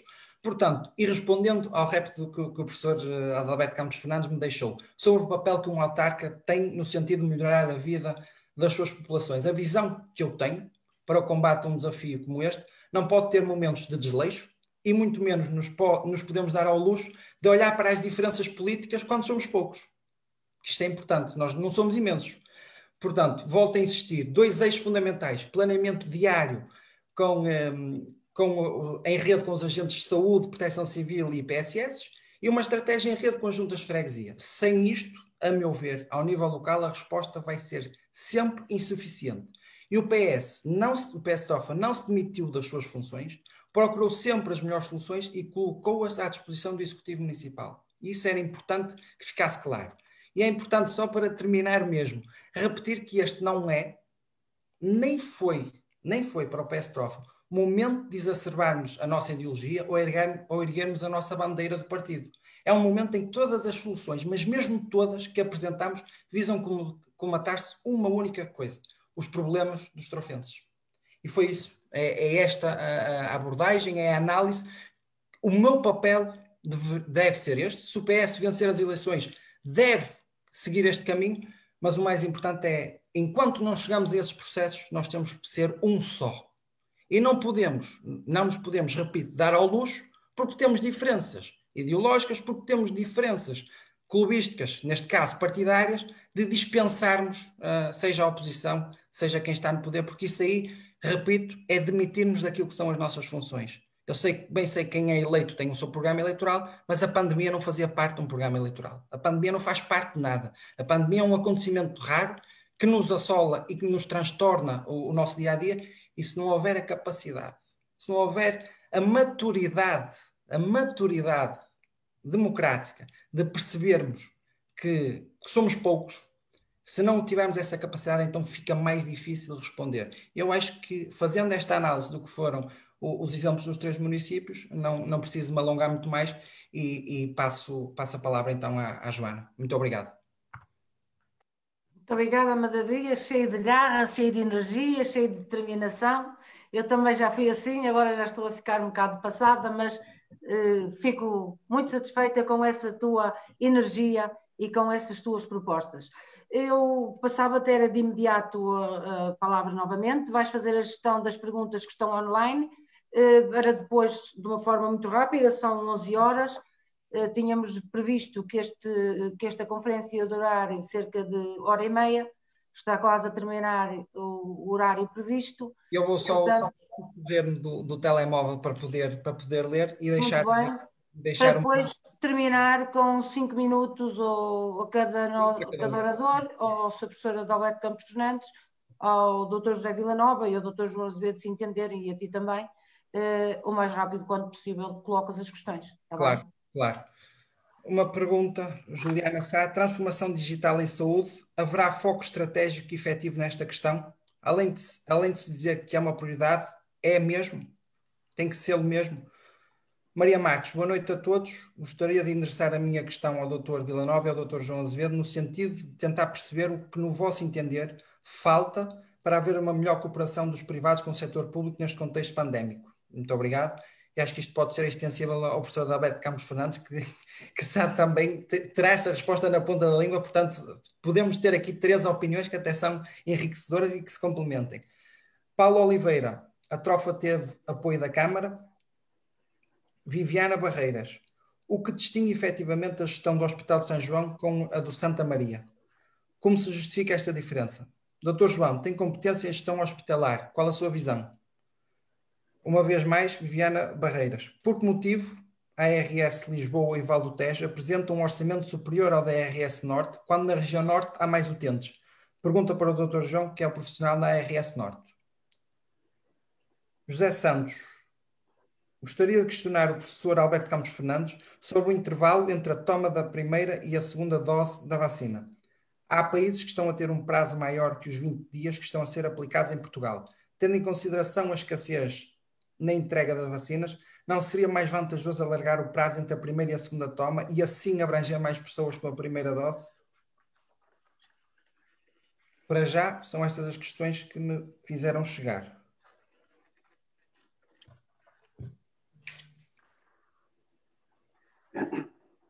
Eu posso começar, se achar Muito bem, se a professora tem a palavra.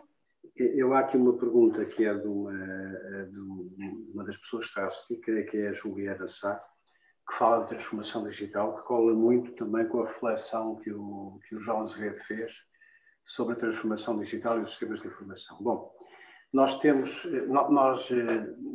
normalmente na nossa vida, não apenas na política, nós olhamos sempre para o momento e rapidamente relativizamos o processo passado. É preciso compreender que nos últimos... Eu já não vou ao início do mandato do primeiro governo, 2015, mas antes disso, começaram-se a desenvolver iniciativas em Portugal muito interessantes do ponto de vista da transformação digital na saúde. E eu posso-vos dizer que no meu mandato participei em reuniões com a Comissária Europeia de Transformação Digital, em que Portugal era apontado como um exemplo de sucesso na transformação digital. Apenas um exemplo muito concreto. Eu, quando cheguei em 2015 ao governo, a receita eletrónica, a receita sem papel, eram 3%. Quando nós saímos, em 2018, já eram 90%. Se não houvesse receita eletrónica, esta pandemia tinha sido não uma pandemia, mas um pandemónio. E, portanto, o que facilitou as pessoas em casa, o privado, o social, o público, o valor estratégico da decisão que eu impus ao Presidente da SPMS na altura, que ele em 2 anos tinha que passar de 3% para 90%, teve um efeito prático, porque nós não antecipávamos que ia acontecer. Nós estamos bem na dinâmica da transformação digital. Onde é que nós estamos bem? O João tem toda a razão. Falta haver a capacidade financeira de qualquer governo para promover um esforço de integração de aplicações e fazer com que os médicos e enfermeiros e profissionais de saúde, em vez de terem que saltitar entre dezenas de aplicações em ambientes diferentes, utilizem aquilo que se chama, enfim, normalmente o single sign-in, que é através de uma única entrada, navega-se em todos os ambientes, e isso requer muito de investimento, porque, vamos lá ver, é como se tivéssemos um móvel com gavetas fantásticas, em que as gavetas, em alguns sítios, não se articulam, não entram no móvel. O segundo ponto que nós iniciamos e que creio que continua a prosseguir, é que a informação clínica, o chamado registro de saúde eletrónico, que é a propriedade da pessoa, do cidadão, tem que necessariamente ser partilhada independentemente do local onde ele está a ser atendido. Se eu vou ao Hospital de São José em Lisboa, faço uma TAC, e a seguir vou ao Hospital da Trofa, eu não tenho que repetir a minha TAC. Eu autorizo que o médico de São José partilhe com o médico da Trofa a minha TAC.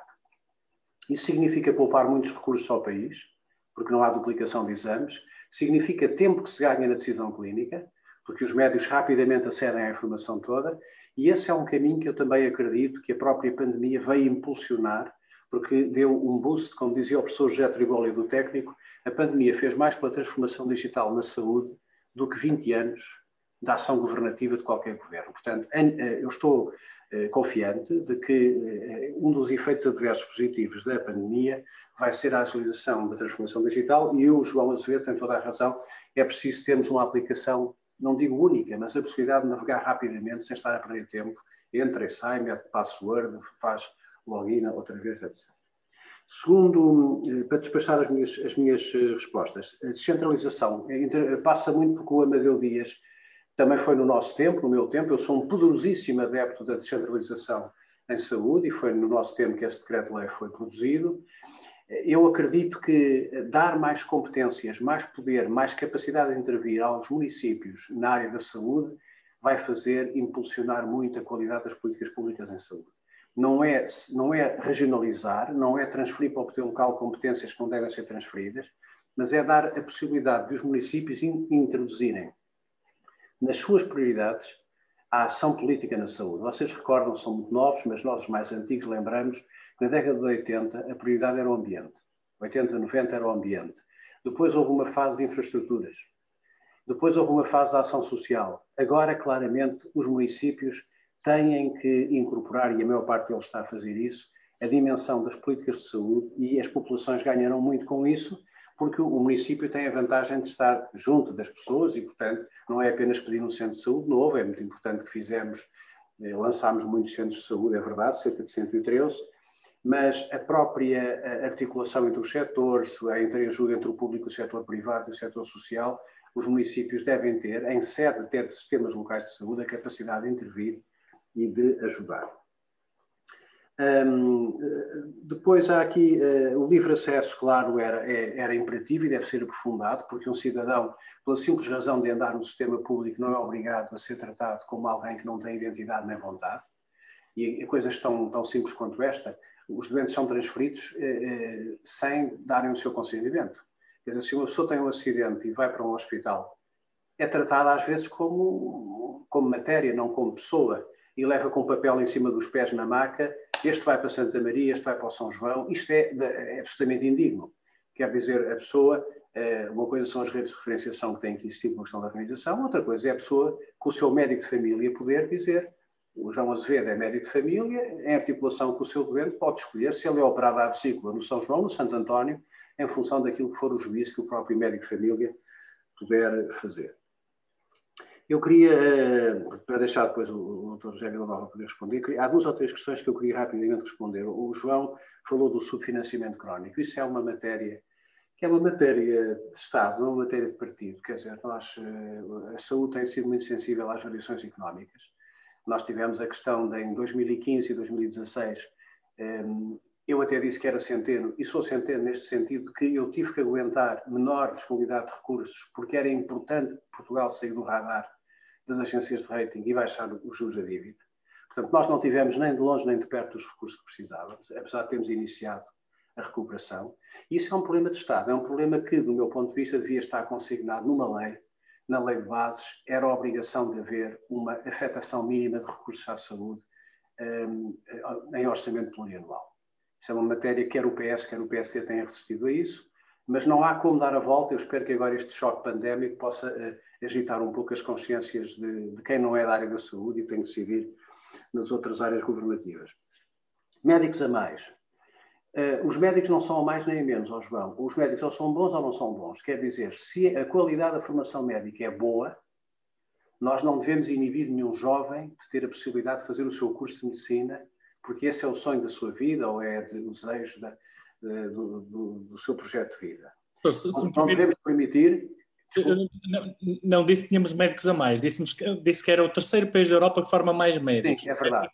Eu digo eu não sou favorável ao dumping, à formação pela formação, mas sou favorável à liberdade de formação, desde que os critérios rigorosos de exigência de qualidade no processo de formação sejam garantidos. E isso é uma matéria até de liberdade da própria cidadania, de liberdade. Já quanto à formação específica, às especialidades, é verdade, porque houve um desacerto, passámos de números escolares muito restrito, nos anos 90, para depois uma entrada mais massificada nas universidades. Criámos aqui um hiato entre médicos que têm formação específica e não têm. Isso é um problema complexo. Como sabe, quem atribui a unidade para as especialidades é a Ordem dos Médicos, na apreciação que faz da capacidade formativa dos hospitais. Nós temos que aumentar, em conjunto com a Ordem dos Médicos, mais capacidade formativa, temos que formar mais especialistas e temos que encontrar, eu discuti isso com o atual bastonário ainda no Governo, quer a especialidade de medicina de emergência, quer, por exemplo, a competência para médicos que o INEM tem muita carência, por exemplo, de incorporar e reforçar os seus quadros, e, portanto, o que disse o João faz todo o sentido, é dar novas saídas profissionais aos médicos e aproveitar a capacidade da sua formação de grande qualidade. Ora bem, o USFs, ficaríamos aqui a noite toda. As USFs, do meu ponto de vista, é um bom modelo que, infelizmente, não cumpriu o sonho que teve em 2006, não acabou com o excesso de procura das urgências hospitalares. Se não fosse a Covid e a pandemia, nós continuáramos a ter as urgências hospitalares a crescer todos os anos e Portugal é o país da OCDE com mais urgências, o que significa que há um problema que essa reforma não o calculou, é que não conseguiu reter e dar resposta a esse tipo de doentes que sistematicamente vão para os hospitais. É uma matéria que é para outro debate, não é para este, mas podemos falar depois noutra altura. E em relação ao Amadeu, eu gostei muito de ouvir o Amadeu, eu sou muito favorável à chegada à política das novas gerações. Não acho que nós, os mais antigos, não tenhamos também o nosso espaço e a nossa capacidade de intervir, mas faz falta abrir espaço aos novos. E, portanto, e que esses mais novos venham qualificados e venham com autonomia de pensamento, que se afastem um bocadinho, se me permite, oh meu Deus, você fez isso, do politiquês, daquela conversa que já ninguém ouve, que tenha pensamento próprio, que fale para as pessoas que não têm partido, porque a maior parte das pessoas que são munícipes das câmaras não têm partido, são pessoas que não têm nenhuma ligação com os partidos. Eles querem saber se o Amadeu, em concreto, aquela pessoa que estão a ver à frente, é um tipo capaz de resolver os problemas deles, em vez de repetir um conjunto de... Nós temos na política uma maneira de falar que é muito igual, que às vezes já não há paciência porque temos tudo a mesma coisa. Gostei muito, acho que você tem um discurso que vai muito nesse sentido, de perceber que há câmaras de outros partidos que até podem fazer as coisas bem feitas. Isso é sério. Eu fui desafiado para ser candidato a uma câmara, mas por razões pessoais não aceitei. Mas devo-lhe dizer que eu acho que é um trabalho fantástico. As autarquias é um trabalho fantástico e onde se pode fazer muita proximidade. Agora, também gostei muito do que você disse com muita coragem, rejeitando a propaganda. É que nós não temos paciência para a propaganda. Nem do nosso partido, nem dos outros partidos. Não temos paciência. A política não é propaganda. A política é falar a verdade. O que corre bem, corre bem. O que corre mal, mas não é transformar problemas em artifícios. Isso você também, dou os meus parabéns, que esteve de facto muito bem. Para terminar, já estou a falar demais, mas enfim, aquela ideia de trabalhar com o Centro Hospitalar Médio-Alvo, com os ACES, de envolver o conceito, digamos, metropolitano, um conceito de, digamos, de comunidade intermunicipal, inteligente, é uma abordagem de facto muito inteligente. Porque é que a ARS Lisboa e Val do Tejo tem mais dinheiro? Foi a Viana Barreira que perguntou, também ficaríamos aqui a noite toda, mas há uma razão para isso, há uma razão, e é de facto que tem que ver com as características sociais e demográficas e com os custos de uma população que o Norte não tem, mas isso depois, noutra altura, explico. E para terminar, primeira e segunda dose, José Santos. É perigoso, nós temos uma grande vontade, e a deputada Joana Liga há bocado ficou um bocado entusiasmada quando eu falei da vacina russa e da vacina chinesa. O que é que a União Europeia rapidamente tem que fazer? E eu até apelava que o nosso governo agora, tendo a responsabilidade da presidência, que puxasse esse tema para a discussão ao mais alto nível. Nós temos discutido 2 ou 3 coisas. Primeiro, devemos nos confinar às vacinas que vêm dos países que integram a União ou têm relações privilegiadas com a União? Ou devemos abrir a possibilidade de introduzir no mercado, em tempo de guerra não se limpam armas, outras vacinas? Para mim, o que faltava sobre a vacina russa, eu vi há dias publicado na Lancet. A Lancet não publica mentiras, nem publica informação fake. E a Lancet disse-nos, com um trabalho de grande qualidade, que a vacina russa, de facto, cumpre com aquilo que promete fazer. Portanto, essa discussão tem que ser aberta em nome da população da Europa e toda a Europa, como os irlandeses estão a fazer. Quanto à primeira e segunda dose, José Santos, é uma matéria que é de eficácia e de segurança. Portanto, é uma matéria que remete também para uma posição dos reguladores. O que a União Europeia tem que fazer e a Comissão tem que fazer é muito simples. Fazer uma pergunta direta à Agência Europeia do Medicamento e perguntar, à luz do conhecimento e do dossiê que foi depositado pela Pfizer e pela Moderna, o que é que a agência tem a dizer sobre o risco de alargar ou não o período entre a primeira e a segunda dose. Eu, se estivesse em posição de decisão política, não o faria, se fosse primeiro-ministro de um país qualquer, não tomaria essa decisão sem ter o conforto das autoridades regulamentares. Porquê? Porque isto tem implicações não apenas na vida das pessoas, mas tem implicações jurídicas e legais muito sérias. Um governo que ultrapasse a dimensão do regulamentar, do técnico-científico, é um governo que se cria, põe-se uma vulnerabilidade muito grande. Agora, se isso fosse possível, à luz da evidência que nós temos científica, nós ganharíamos algum tempo, vacinaríamos um pouco mais pessoas, mas fica esta nota apenas para concluir, discutir a vacina russa, também a chinesa, discutir a questão das doses e em relação à descentralização, olhar, e estamos em ano autárquico, está aqui um candidato autárquico, olhar para a saúde como a prioridade. Porque uma coisa é certa, a pandemia mostrou aos governos todos, a Comissão Europeia e aos Estados-membros, de que a saúde precede a economia e que não há economia sem saúde. E, portanto, os aviões hoje estão no chão e a economia está parada. Porquê? Porque as pessoas estão incapazes de circular. Portanto, considerar a saúde uma prioridade económica fundamental dos Estados-membros é muito importante e, como dizia o Dr. José Villanova, e trabalharmos em conjunto, em nome do interesse comum, com toda a gente que intervém neste setor, seja ele social, público ou privado, e é isso que também aqui foi muito bem mostrado por ele. Portanto, eu, a correr um bocadinho, acho que respondi às questões. Muito obrigado. Muito obrigada, professora Adalberto Campos Fernandes. Dr. José Villanova, quer usar a palavra? Sim. Tenho o microfone desligado. O tempo okay. já vai longo, eu apenas eu também não terei pouco a acrescentar àquilo que os outros colegas referiram, em especial o professor Adalberto Campos Fernandes. Apenas dizer, aliás, ainda encontro também numa pergunta que foi aqui formulada pelo auditório, que de facto o trabalho conjunto na saúde, cada vez mais as pessoas querem de facto melhor saúde e portanto querem bem-estar. E portanto o que nós assistimos é um crescimento exponencial das necessidades neste setor. E, de facto, todos somos poucos. Este é o grande setor, digamos, o grande setor, para além do turismo e do setor das tecnologias de informação, o setor da saúde é incontornavelmente o setor que mais pessoas emprega, que mais recursos vai consumindo à sociedade, precisamente porque as pessoas querem viver melhor e querem durar mais tempo, querem ter qualidade de vida. E, portanto, neste trabalho conjunto, desta nova visão para a saúde, de proporcionar melhores cuidados, todos são poucos e vemos o esforço contínuo que os contribuintes, através do Ministério da Saúde, têm vindo a fazer. E, no entanto, reparem nos números que eu apresentei há um bocado, metade da população tem outros meios também complementares, para além do Sistema Nacional de Saúde, para aceder à saúde.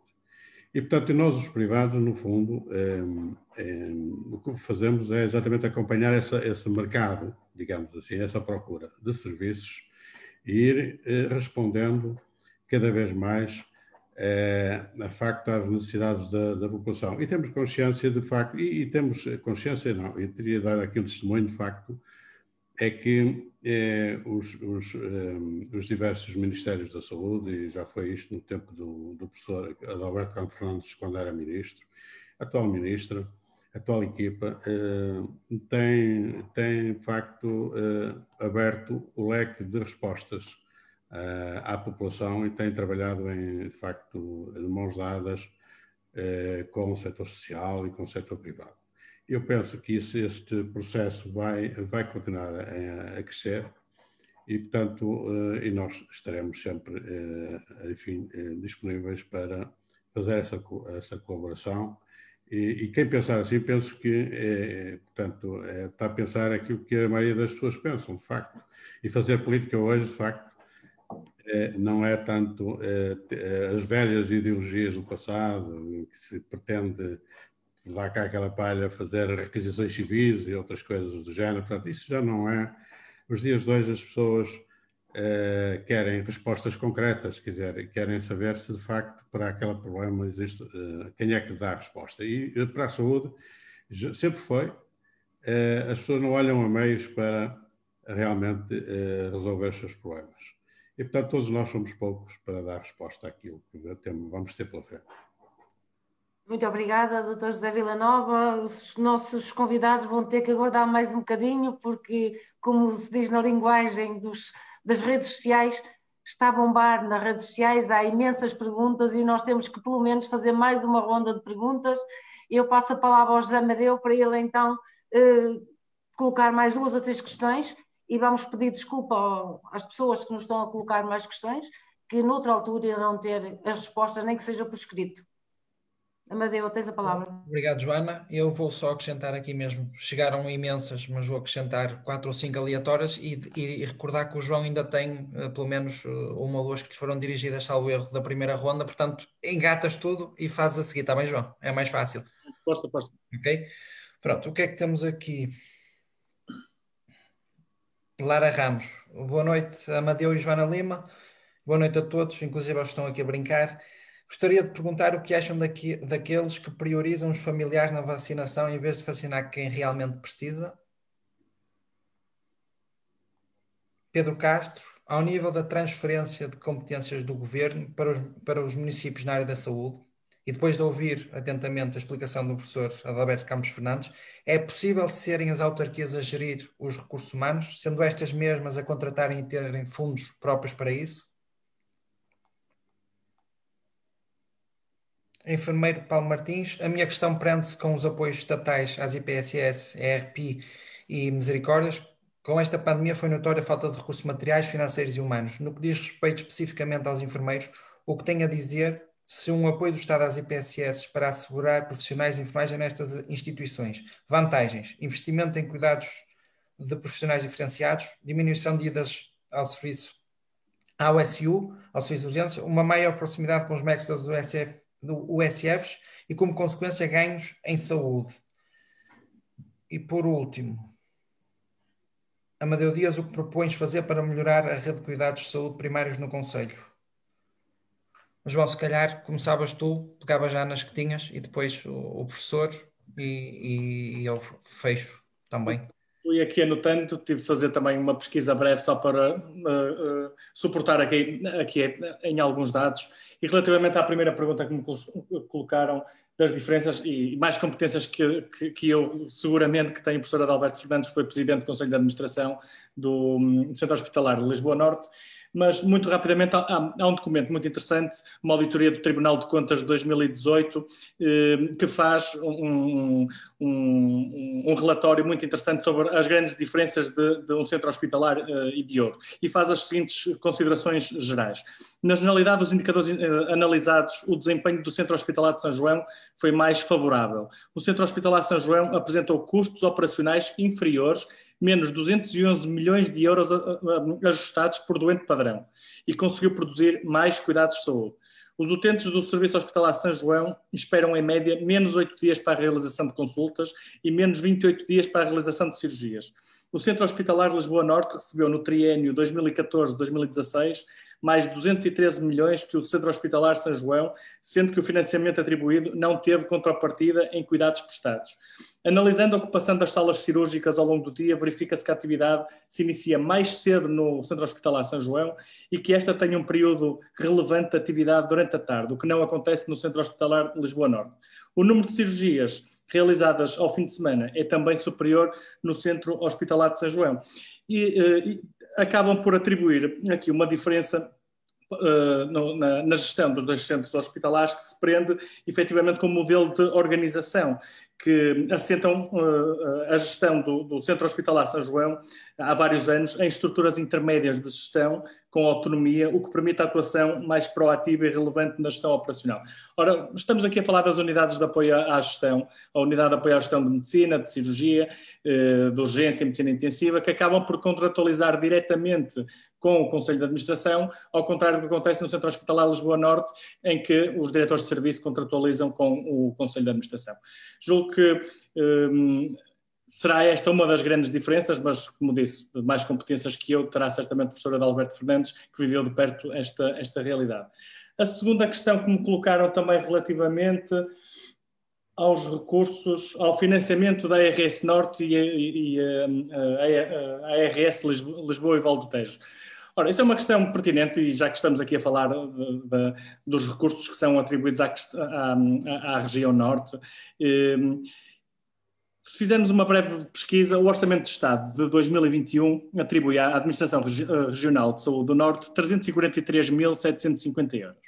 E à Administração Regional de Saúde de Lisboa e Val do Tejo 500 mil milhões, assim é que é, está em milhões, 343.750 mil euros.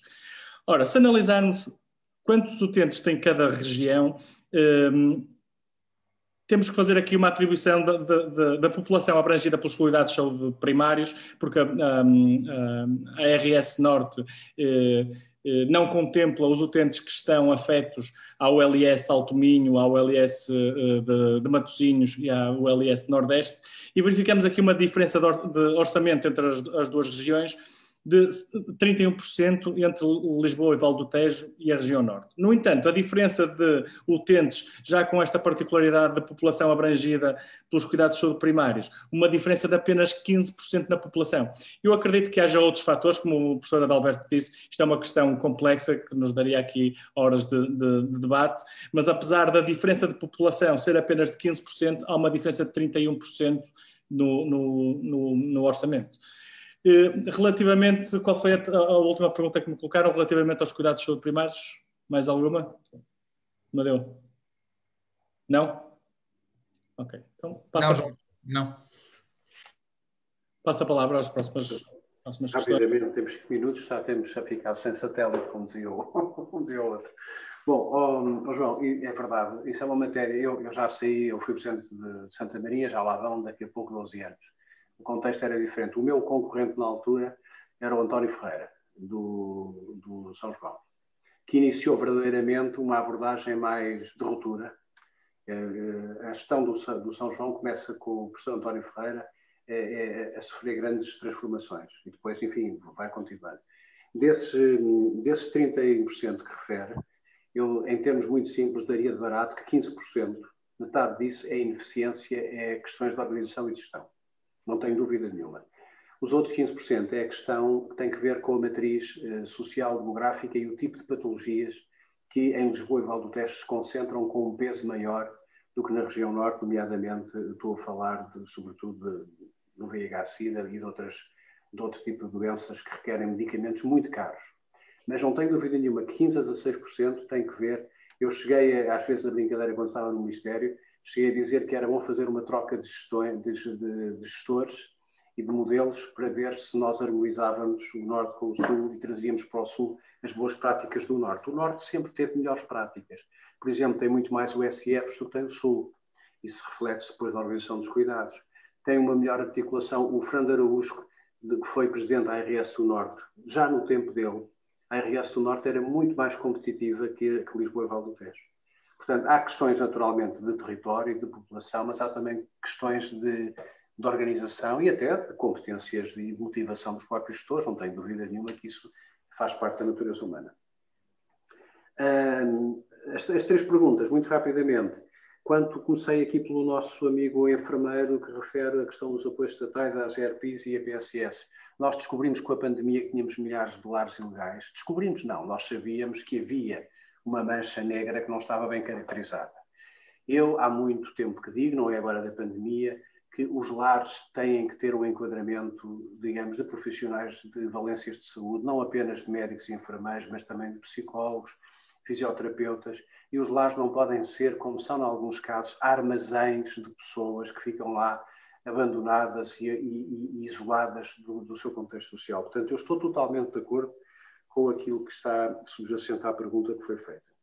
Quanto às transferências municipais, a gestão de recursos humanos é uma matéria muito sensível, porque poderia levar no limite, se fosse a todos os recursos humanos, nomeadamente médicos e enfermeiros, mesmo que houvesse recursos financeiros transferidos para as câmaras, podia levar a iniquidades regionais complicadas. Eu dou-vos um exemplo. Uma câmara mais rica teria a possibilidade de disputar mais facilmente profissionais a outro município ao lado com menos dificuldades ou até com menos atração para a fixação de profissionais. Portanto, aqui nos médicos, enfermeiros e técnicos de saúde, eu acho que nós temos de ter alguma prudência. O que tem que haver é uma garantia de que os concursos nacionais criam mecanismos para que nenhum município, independentemente de ser do interior, ou de ser do norte ou do sul, é prejudicado pela lógica da colocação dos profissionais. Agora, tudo o resto, há uma maré de oportunidades onde as câmaras municipais e autarquias podem intervir e com ganhos brutais. Eu vi-se agora na organização dos testes, no apoio às famílias. As câmaras desdobraram-se em iniciativas que dariam, de facto, para escrever um livro de boas práticas e de bons exemplos pelo país todo. Finalmente, a questão das vacinas. Eu não sei se os meus amigos tiveram a oportunidade de ver o Expresso da Meia-Noite na sexta-feira passada. O que tinha a dizer sobre isso está dito. Eu acho que estas pessoas, não me interessa saber se é um. Porque há agora também quem relativiza e diga, isto foi só um caso. Bom, isso é a mesma coisa, como eu dizia no Expresso da Meia-Noite, se houver um crime muito grave, mas como é só um, nós não fazemos leis, não é preciso, foi só um. Não, a questão não é a questão sequer do crime, a questão é do exemplo. Alguém que tem responsabilidades públicas ou parapúblicas tem que ter aquilo que eu chamo vergonha na cara. E vergonha na cara é sacrificar-se em prol dos outros e não ser oportunista. Não me venham com a conversa das sobras. Eu disse na sexta-feira, no Expresso da Meia-Noite, que não era astrofísica fazer uma lista de efetivos, de suplentes, com critério. E em todos os lados, em todos os pontos do país, há bombeiros que estão ali ao lado, há proteção civil, há pessoas que efetivamente andam no dia-a-dia a servir-nos, não é? A trabalhar para nós. E, portanto, eu sou completamente crítico desse tipo de oportunismo. Eu creio que a pouco e pouco a censura social que se está a instalar também terá o seu efeito e que isso a pouco e pouco também acabará por desaparecer como um episódio que manchou um processo que devia ser um processo limpo, um processo exemplar. E, portanto, era isto que as perguntas que eu tinha aqui e, portanto, cumprindo o tempo, como dizia a senhora deputada, eu não conhecia a expressão, mas ela, pelos vistos, é mais conhecedora das redes sociais. Quando ela diz que está a bombar, significa que está a haver movimento, é isso?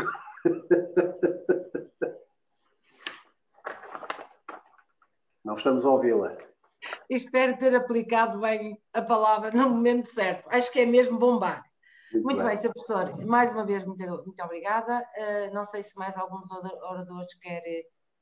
Joana, eu acho que tu encerravas, eu só me despeço, tu és o Presidente da Conselhia e encerravas tu o...